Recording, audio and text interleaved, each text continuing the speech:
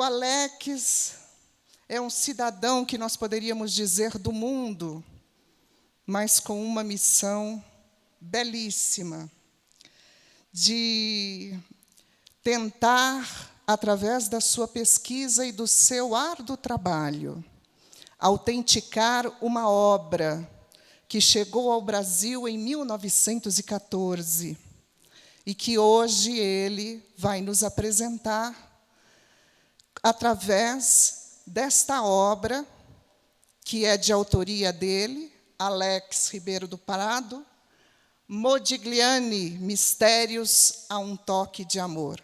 Seja bem-vindo, Alex.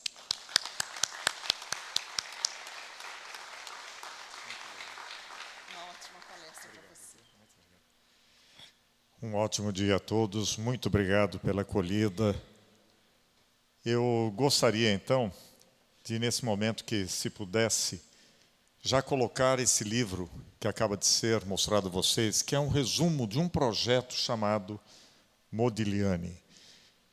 Esse projeto começou em 2007, ou seja, há 16 anos eu estou trabalhando em busca dessa certificação, que já foi comentada, de uma obra de arte que foi trazida ao Brasil em 1914. Eu vou contar um pouquinho essa história para que a gente possa começar a falar sobre esse projeto. Como foi dito, eu sou ator, sou cantor, pesquisador, sou radialista, trabalho com comunicação, né, há muito tempo, desde que eu me conheço por gente. E também tenho a mediunidade, que para quem frequenta a casa, para quem estuda a doutrina dos espíritos, sabe do que eu estou falando. A mediunidade de clareaudiência é quando se ouve vozes, né? Então, foi a partir daí que esse projeto se inicia em 2007. Ele começa com nada mais, nada menos que este poeta, Fernando Pessoa, um dos maiores poetas de todo o mundo, um poeta português. Aí vai se dizer, mas por que nós estamos falando em uma obra de arte, de uma pintura, o que tem a ver um poeta?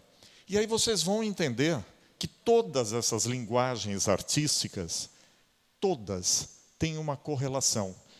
Todos os artistas, sejam poetas, pintores, músicos, bailarinos, escritores, não importa. Existe, sim, uma conexão de uma mediunidade com toda a espiritualidade maior, a espiritualidade de luz, que sempre nos faz chegar a alguns caminhos para que possamos entender um pouco mais de uma mensagem, de uma comunicação, de algo que nos faça melhores enquanto seres humanos. Foi através desse poeta que eu acabei mergulhando nesse projeto, dizendo, inclusive a vocês, e brindando um pouco da arte desse poeta, com um poema chamado Mar Português, que diz assim: ó mar salgado, quanto de teu sal são lágrimas de Portugal. Por te cruzarmos, quantas mães choraram, quantos filhos em vão rezaram, quantas noivas ficaram por casar para que fosses nosso. Ó mar, valeu a pena? Tudo vale a pena se a alma não é pequena. Quem quer passar além do ojador tem que passar além da dor. Deus ao mar o perigo e o abismo deu, mas nele é que espelhou o céu. Então, se nós prestarmos atenção nesse poema, nesse lindo poema, quando ele diz de que tudo vale a pena se a alma não é pequena, já existia uma mensagem aí subliminar, dizendo dessa minha empreitada, desse meu trabalho, desse meu desafio que estaria se iniciando em 2007. Esse poeta fez a ponte para que eu conhecesse esse ator, Rui Afonso. Rui Afonso nasceu em 1920, morreu em 2003. Ele foi um poeta com 8 livros publicados, um dos fundadores do TBC, o Teatro Brasileiro de Comédias, criador do Jograis de São Paulo. E, nos anos 40, ele se torna amigo de um pintor brasileiro, Vassi Rodrigues, e recebe algumas obras desse pintor, incluindo uma obra que ele próprio tinha feito, do retrato de Itanhaém, e uma outra obra que foi passado, então, para ele, nessa época, na década de 40.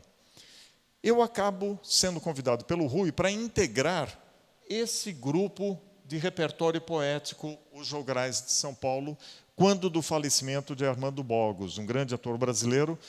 Existia sempre esse quarteto de atores dizendo o melhor da poesia brasileira e portuguesa, e eu entro no grupo, substituindo, então, Armando Bogos. Dessas obras que o Rui recebe desse pintor, desse Vácio Rodrigues, ele começa, nos anos 90, a me entregar uma série de coisas.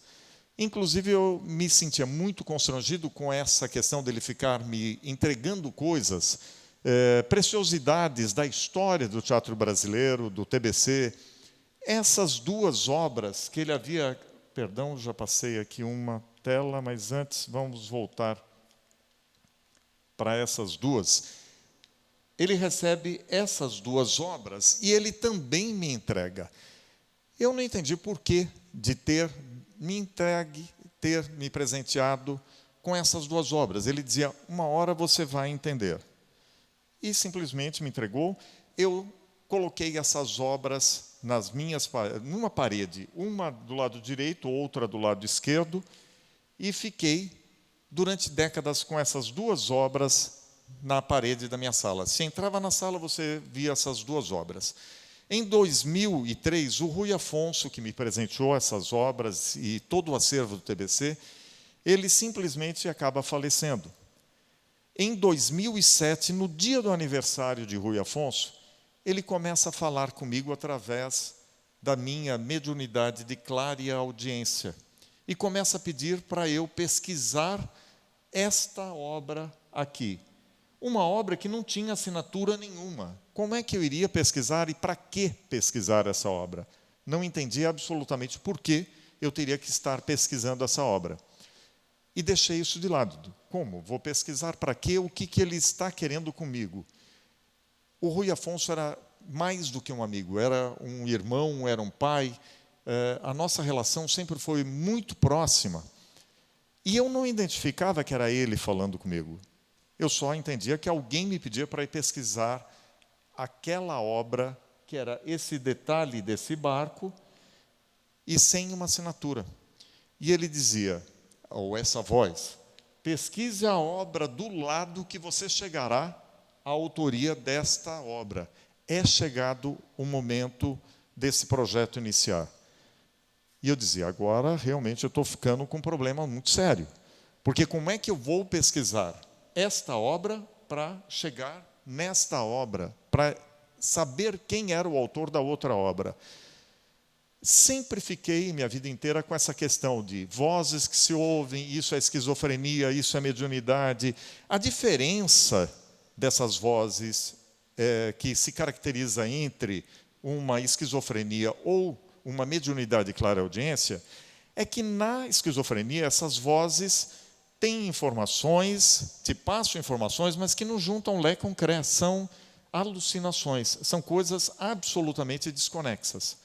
Já na clareaudiência, tudo que vem de informação, se você for atrás, você consegue encontrar as respostas e a certificação daquela informação. Bem, eu não quis pagar para ver e fiquei quieto no meu canto e a voz continuava dizendo, vá pesquisar aquela obra.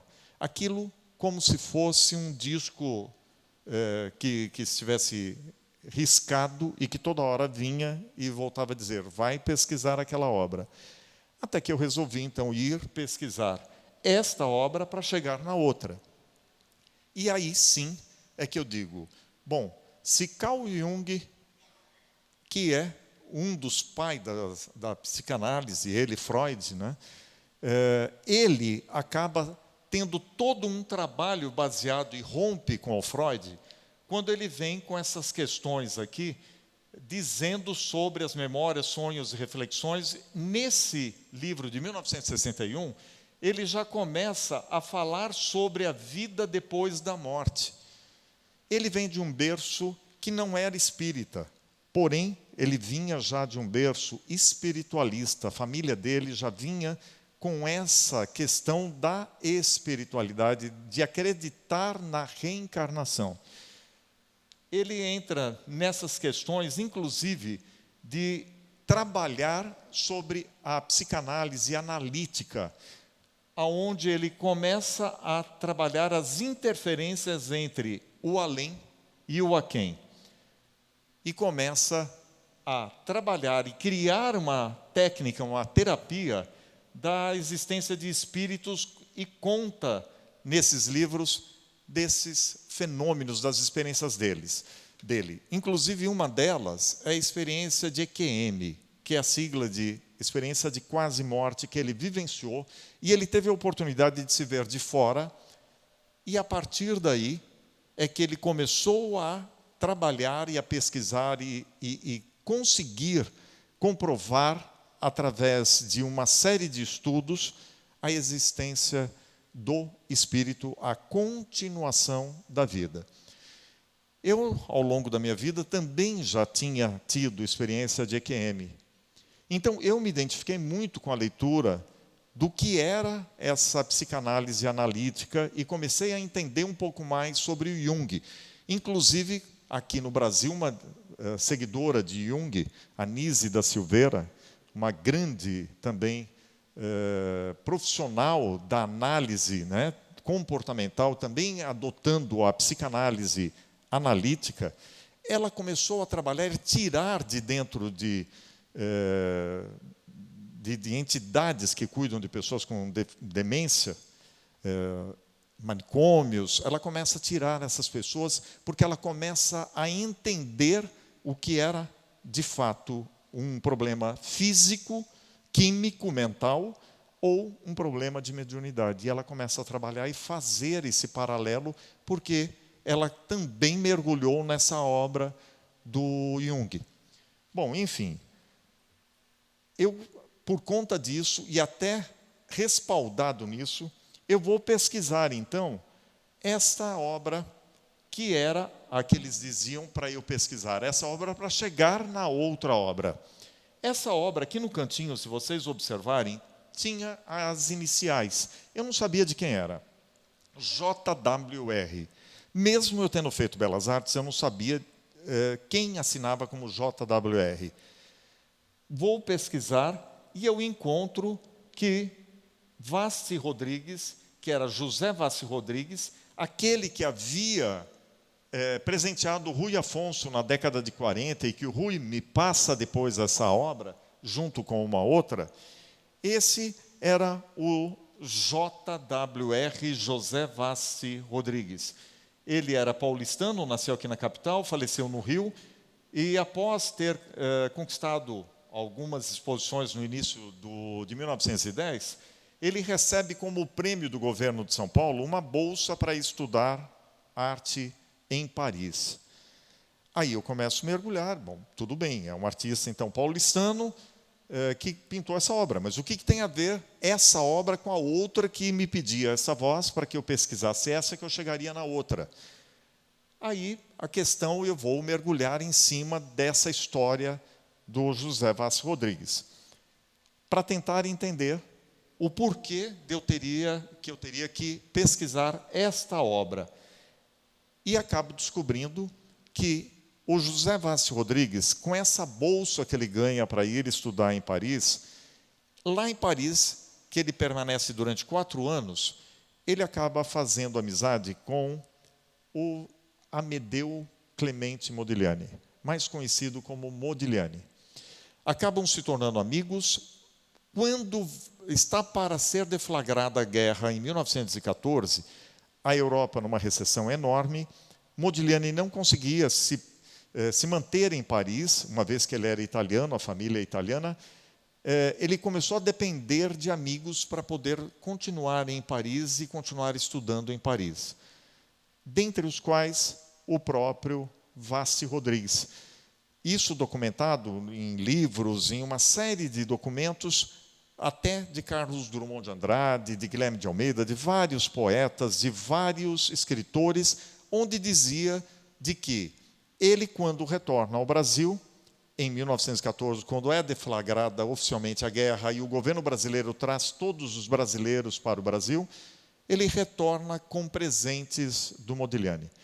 E aí se sugere, então, que esta obra, que não está com assinatura, seria uma dessas obras que o Vácio Rodrigues teria trazido em 1914 e passado para o Rui Afonso passado para mim. Começava a fazer algum sentido, porém, eu dizia, por que é que estão me pedindo para pesquisar uma obra? Porque se for Modigliani, Modigliani é um pintor que já conseguiu em casas de leilões o segundo maior preço. Ele é, para aqui no Brasil, muito pouco conhecido. Mas fora daqui, para quem está ligado no mundo das artes, sabe que o Modigliani tem um valor agregado financeiro e artístico enorme. Ou seja, se essa obra fosse um autêntico Modigliani, valeria muito dinheiro. Não é pouca coisa, são milhões de euros. Por que isso estaria na minha casa? Por que eu teria que estar pesquisando essa obra?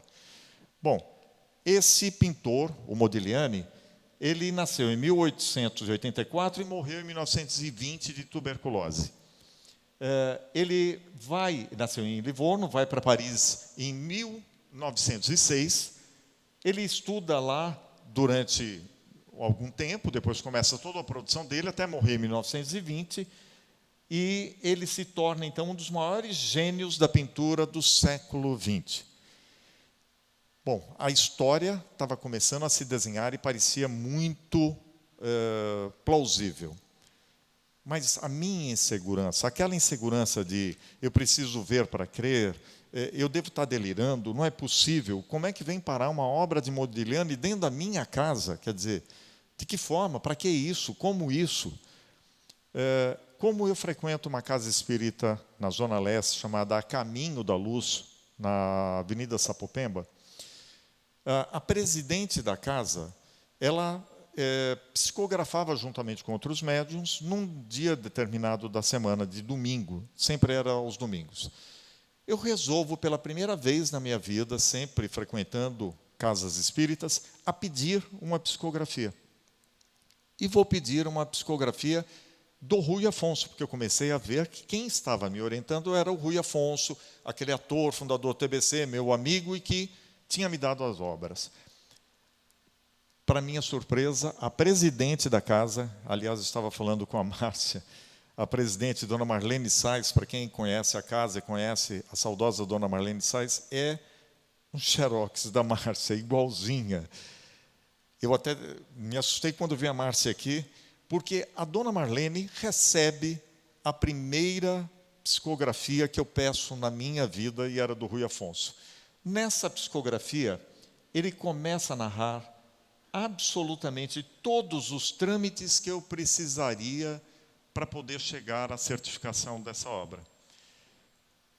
Bom, aquilo mexeu com as minhas estruturas, porque dona Marlene sequer sabia que eu tinha obras, sequer sabia que eu estava envolvido e que estava com esse dilema e o porquê eu teria pedido a psicografia do Rui Afonso. Quando eu recebo a carta, que eu leio, vou falar com ela, ela diz para mim, a pessoa que você está em dúvida se foi quem escreveu é um senhor alto, magro, é assim, assim, assado, fala muitíssimo bem, tem um português corretíssimo. Digo, sim, é o meu amigo. Foi ele, e quando eu cheguei na sala de psicografia, ele já estava me aguardando, e foi a primeira carta que eu recebi no dia. Bom, perfeito, fiquei muito emocionado. Comecei a trabalhar, então, mergulhar mais nesse projeto de investigação. Claro, assim, sem dizer nada para ninguém, porque eu ainda estava naquela. Se eu começo a dizer para as pessoas que eu estou ouvindo vozes, eu sempre escondi isso de todo mundo, com receio de ser enquadrado, de ter descréditos e por aí vai. Bom, começo a criar uma história muito interessante, muito bonita. Acabo tendo que ir atrás de montar e recontar essa história desde que a obra teria sido pintada em Livorno, levada para Paris e trazida de Paris para o Brasil, até chegar na minha casa. Ninguém acreditava nessa minha história. Eu precisava me autofinanciar. Foi aí que eu, juntamente com o Maurício Mesquita, que está ali no fundo, que acreditou nessa história, porque estava vendo o que estava acontecendo, mesmo não acreditando, porque ele não era espírita, nunca soube do que se tratava, mas as coisas estavam começando a se escancarar na frente dele. Nós decidimos vender bens, começamos a vender chácara, apartamentos, carro, bom, e assim foi para poder manter essa pesquisa. E lá nós vamos para a Europa, vamos procurar informações, desde Livorno, passando por todos os lugares por onde o Modigliani teria ido, teria vindo.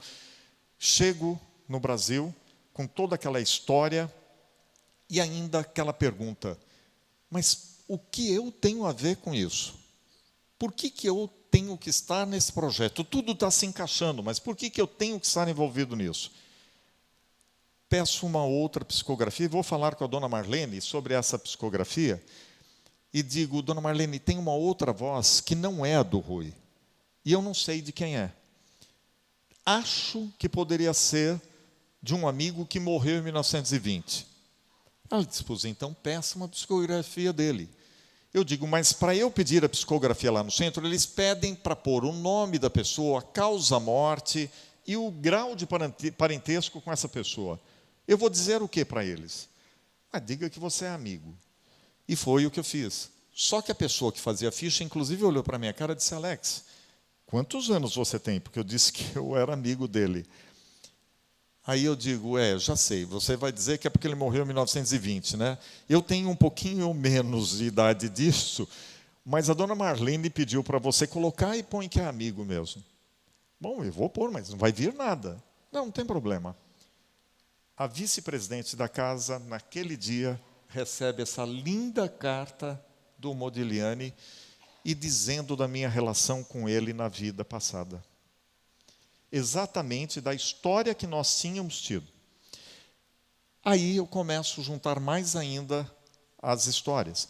Porque, curiosamente, eu reajo a testes de tuberculose sem nunca ter tido tuberculose. Do que é que o Modigliani morreu?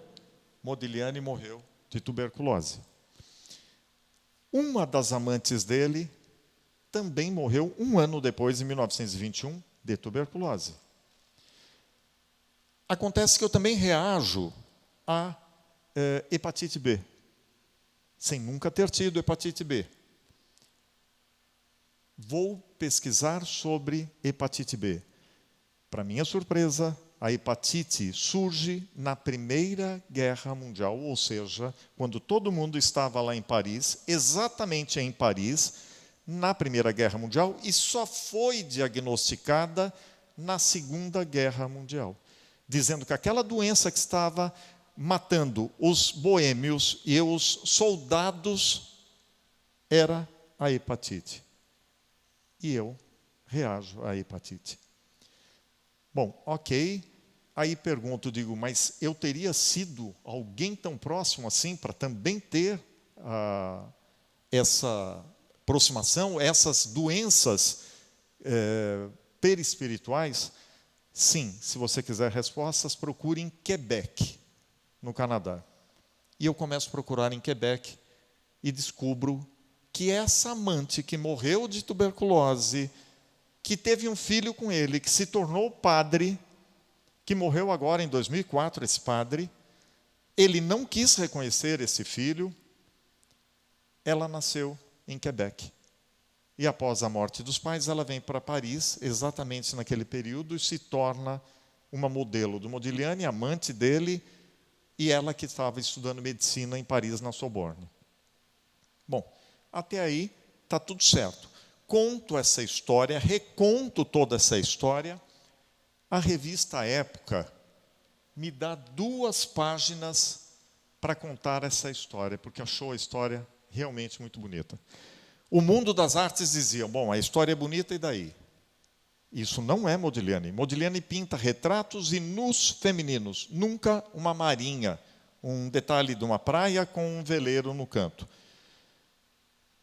Aí eu começo a me decepcionar, desmoronar, e eles voltam e dizem: bom, você já se preparou na parte documentar e já tem uma história absolutamente bem contada, bem amarrada e documentada. Agora você vai comprovar o que você está contando na historiazinha através da ciência. Mas como através da ciência? Eu não tenho mais dinheiro. O que eu tinha já estava vendendo tudo, já não tinha mais o que fazer para me manter. Aí rola o quê? Eu tento ir atrás de algumas pessoas que podiam me ajudar. Comecei no consulado da França, que me mandou para o MASP. O MASP, como era o ano da França no Brasil, conseguiu me pôr em contato com alguns cientistas que estavam restaurando e analisando obras de pintores franceses aqui em São Paulo. Eles abraçaram a ideia, acharam a história muito bem contada e disseram: olha, nós podemos entrar em colaboração científica, não te cobramos, mas o resultado que der, você é obrigado a dar crédito para a gente e podemos jogar no lixo tudo que você pesquisou até agora. Eu digo: bom, eu não tenho nada a perder e não tenho dinheiro para pagar, então faça e vamos fazer por colaboração científica. E lá fui eu para a USP, no Instituto de Física da Universidade de São Paulo, fazer os exames de ultravioleta, infravermelho, para poder detectar se a obra era original, de que período ela era, e outras informações adjacentes. Foram feitos todos esses exames, e, para minha surpresa, quando é feito tanto no infravermelho quanto no ultravioleta, aparece aqui uma assinatura na cor alaranjada, e a USP diz: existe na região X uma assinatura onde se é possível identificar as letras M, I, G e L. Nessa sequência, quem tem M, G e L? Modigliani. É que, como é uma assinatura fundida na própria pintura, as letras que são possíveis de serem visualizadas são essas letras. Tanto no infravermelho quanto no ultravioleta, vocês podem observar aqui o pinguinho do I, o G.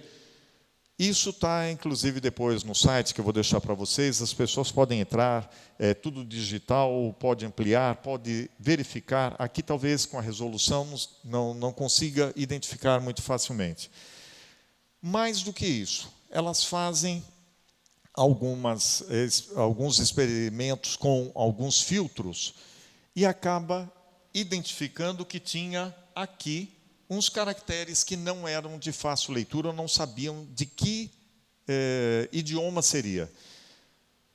Eu consigo identificar que esses caracteres aqui, olha, quando aparece no efeito desse exame de infravermelho, aparece essa letra com duas vezes, ó, é o final num, o P aqui, olha, tipo um P, é o COF, esse 8 aberto aqui, ó, é o final P, aqui essa outra barrinha aqui, menor, é Zain, e essa outra com uma orelha em cima é o VAV. Ninguém conseguia dizer para mim do que significava e de onde era. Demorou muito tempo até que eu descobrisse que isso era hebraico. No Centro de Cultura Judaica, na Kabbalah Center, ninguém sabia do que significava. Não sabiam, olha, não conhecemos. Mais de ano eu fiquei batendo na porta de rabinos, de todo mundo que estudasse a cultura judaica. Até que ele próprio, Modigliani, disse para mim: você está procurando no alfabeto hebraico errado. Procure no alfabeto hebraico antigo. Que eu não fazia nem ideia que existia um alfabeto hebraico antigo que era extraído do aramaico. A língua de Jesus, inclusive. Vou procurar e realmente encontro isso tudo no alfabeto aramaico ou hebraico antigo. Levo para o Centro de Cultura Judaica e eles não conseguem traduzir. E me pedem se eu poderia entregar essa frasezinha para um estudioso que havia feito a tradução da Torá para o português. E eu digo que sim. Em 2 semanas, no máximo, ele me responde por e-mail dizendo que ali estava escrito, sem saber de onde eu tinha tirado essa frase. Ele diz: aqui está a grande luz, ou o que era a grande luz. Aí fez todo sentido, né? Até porque o Modigliani era judeu, iniciado na Cabala aos 5 anos de idade. Então tinha tudo a ver. E a grande luz, por que essa grande luz? Ok, a coisa estava ficando muito interessante. Agora é o seguinte, Alex, a obra é original, nunca houve qualquer tipo de interferência, não houve sequer limpeza nessa obra. Ela está intacta, conservada e é original. De quem é, a gente não pode bater o martelo. Mas essa obra não foi feita qualquer tipo de alteração. E é uma obra do fim do século XIX, começo do século XX, pelos exames que tinham sido feitos e que dava para se datar, inclusive, o suporte da obra e as tintas que estavam sendo avaliadas e analisadas. Sugerem que sejam feitos, então, exames nucleares. E me apresentam um cientista do lá do Laboratório de Física Nuclear Aplicada da Universidade Estadual de Londrina. Está sendo feita aqui, olha, com esse equipamento, e foram escolhidos 30 pontos da obra. Foram selecionados aleatoriamente 30 pontos para analisarem com a energia nuclear essa pintura, para saber o que aconteceria e qual o resultado. Lembrando que esse cientista, o coordenador desse laboratório de física nuclear aplicada da Universidade Estadual de Londrina, ele também era o contratado na América Latina pelo Louvre para analisar obras de franceses. Ele faz os exames, consegue um resultado e pede no Louvre o resultado de obras de Modigliani que já teriam sido feitas algumas análises para comparar. E ele faz a correlação dos elementos químicos que tinham aparecido. Esses pigmentos todos são iguaizinhos ao que o Louvre forneceu, como sendo obra de Modigliani. Bom, fantástico, né? Agora fechei a questão, agora não tem mais história. A história já era bonitinha no documento que eu tinha montado. Com a ciência agora batendo martelo, fomos convidados para apresentar o resultado de estudo num seminário internacional de Química e Física no Peru. Era um seminário latino-americano de Física, Química e tal, e lá fomos nós para esse evento lá em Lima. Esta é a Universidade Nacional Major de São Marcos, a Universidade Maior de São Marcos, a universidade mais velha de todas as Américas. Chego para poder apresentar, juntamente com os cientistas, esse resultado, dando como certo de que essa obra era autêntica e que a gente estava finalizando o projeto, e eu sem saber o porquê isso teria chegado nas minhas mãos. Vou para lá e aqui estão os cientistas, inclusive europeus, asiáticos, e estou eu aqui apresentando esse projeto. Só que eu termino a minha apresentação, alguns cientistas, inclusive um italiano, que tinha sido professor desse cientista que estava fazendo as análises para mim, ele diz: bom, a história é tudo muito bonitinha, mas ainda é fraca a sustentação.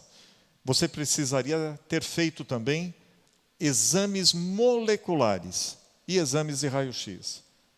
Eu digo, bom, mas e daí? Aonde eu faço isso? Nisso, uma profissional da USP levanta a mão e disse: nós vamos fazer isso para você, na base da colaboração científica, só que o que sair de resultado, se não for aquilo que você gostaria, nós vamos publicar de qualquer forma, e isso tudo vai ser jogado na lata de lixo.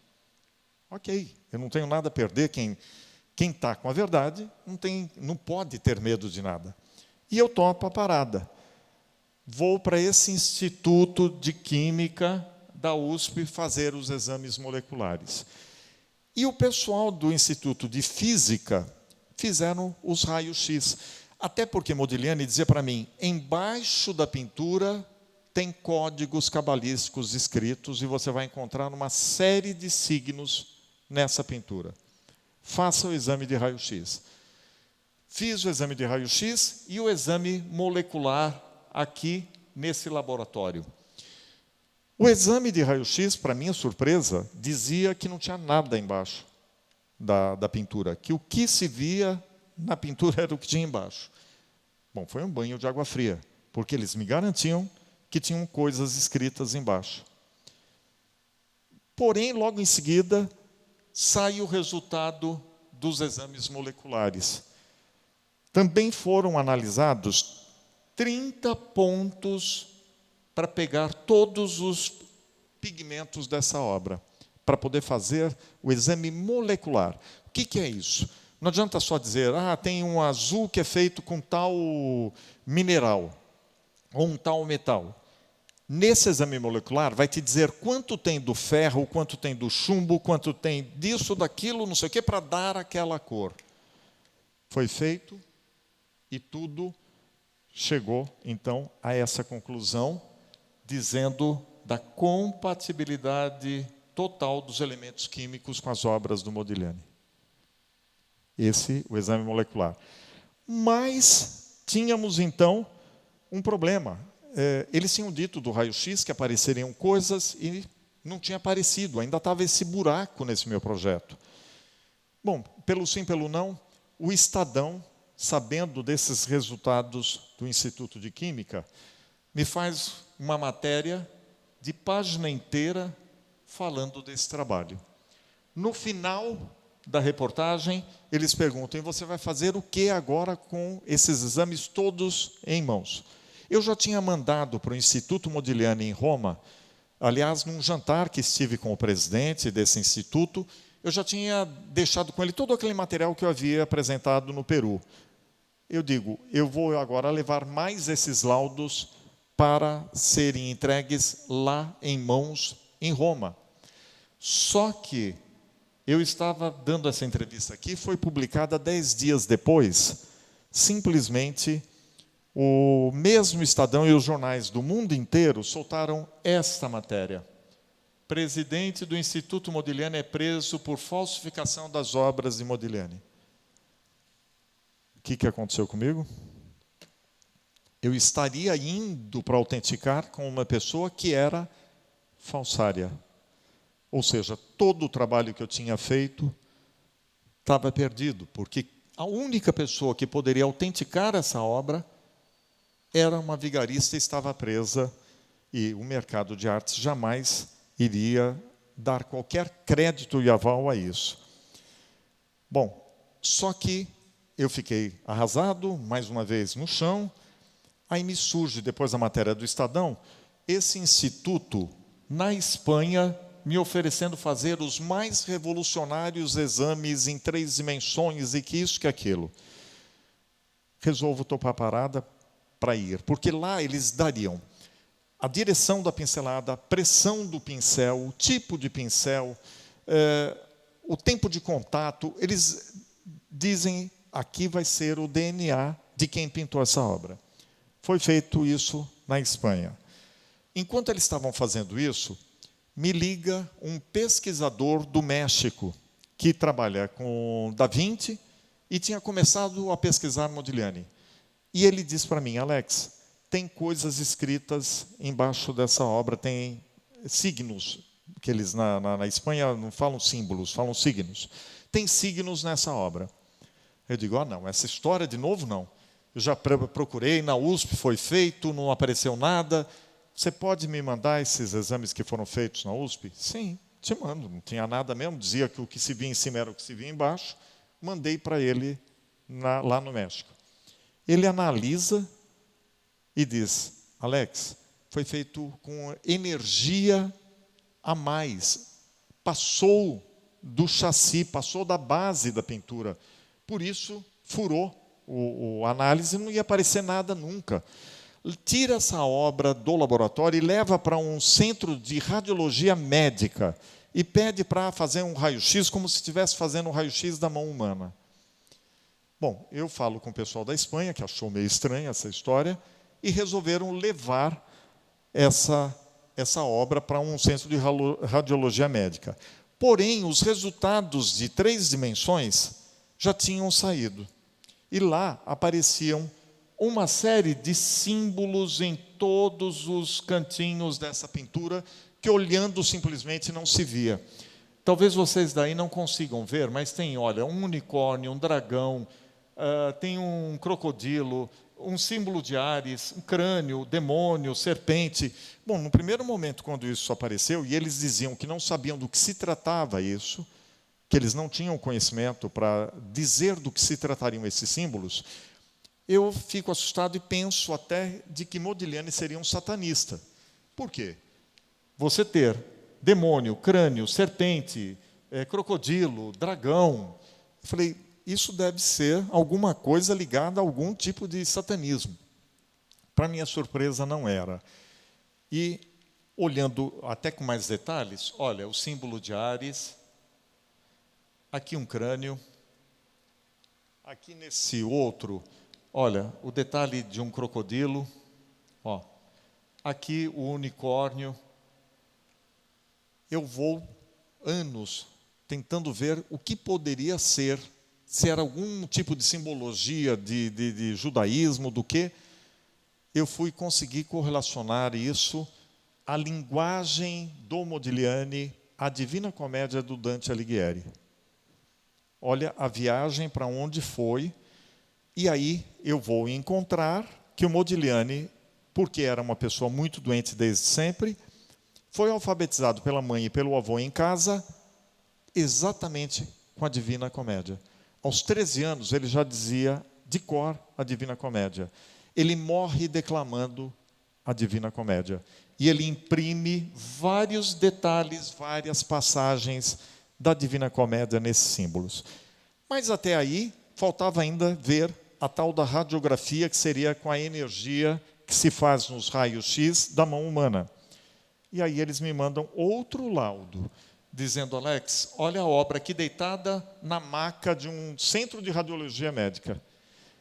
E aí aparecem aqui, olha, número 3/4/1/17, vai, e aqui uma série de hieroglifos, e muito mais coisa, tem muito mais coisa. Tem frases inteiras que ele escreve, que vai precisar se aprofundar e até tentar ver o que estava escrito, além desses hieroglifos, além de sequências numéricas.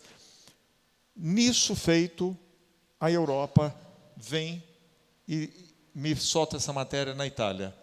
E no Brasil, um outro quadro de Modigliani está sendo certificado pela universidade.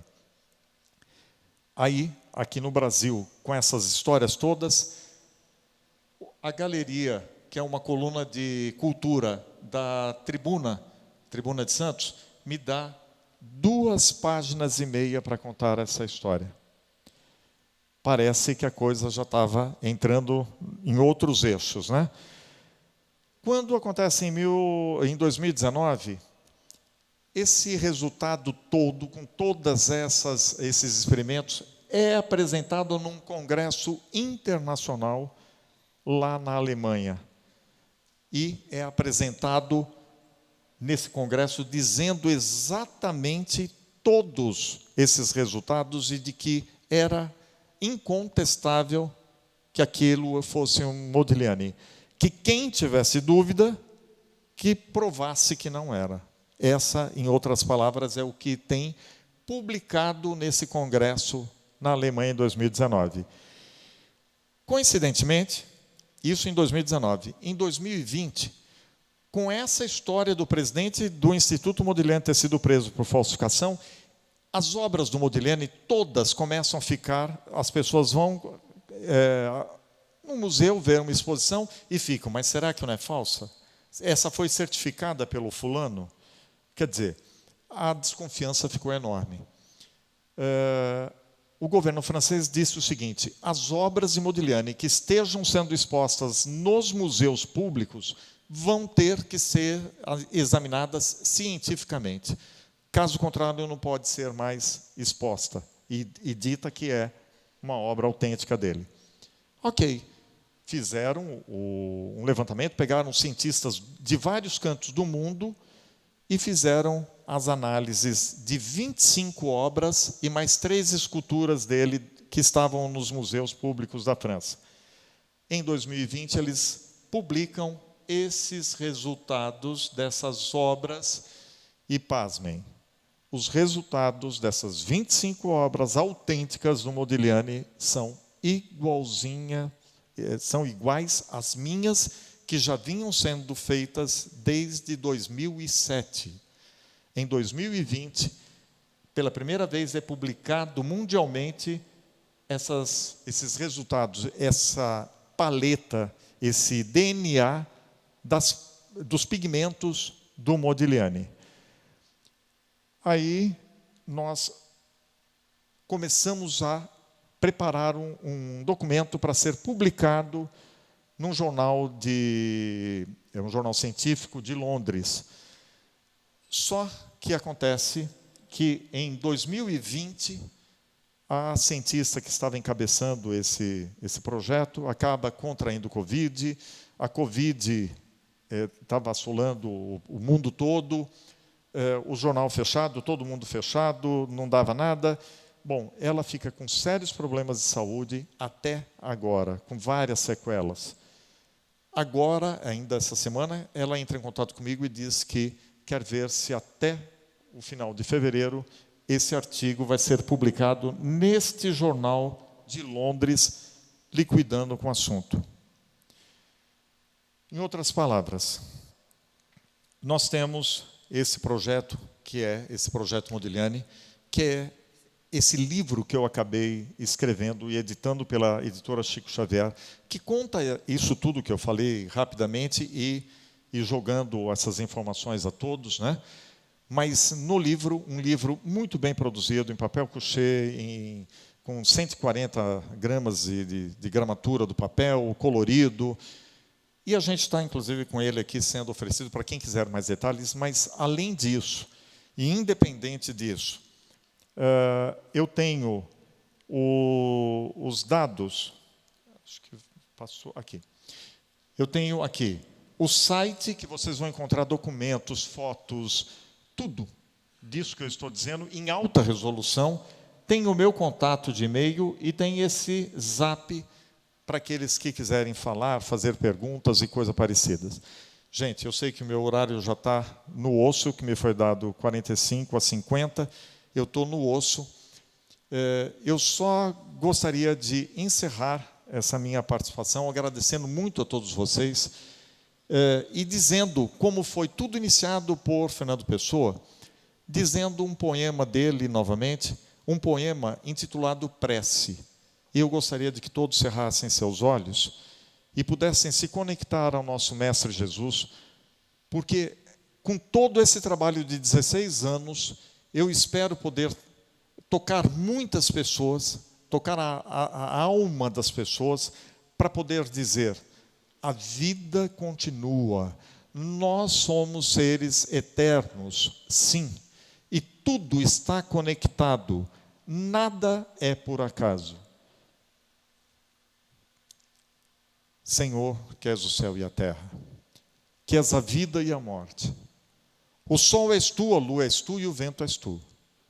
Tu és os nossos corpos, nossas almas, e nosso amor és tu também. Onde nada está, tu habitas, e onde tudo está, eis o teu templo, eis o teu corpo. Dá-me alma para te servir e alma para te amar. Dá-me vista para te ver sempre no céu e na terra, ouvidos para te ouvir no vento e no mar, e mãos para trabalhar em teu nome.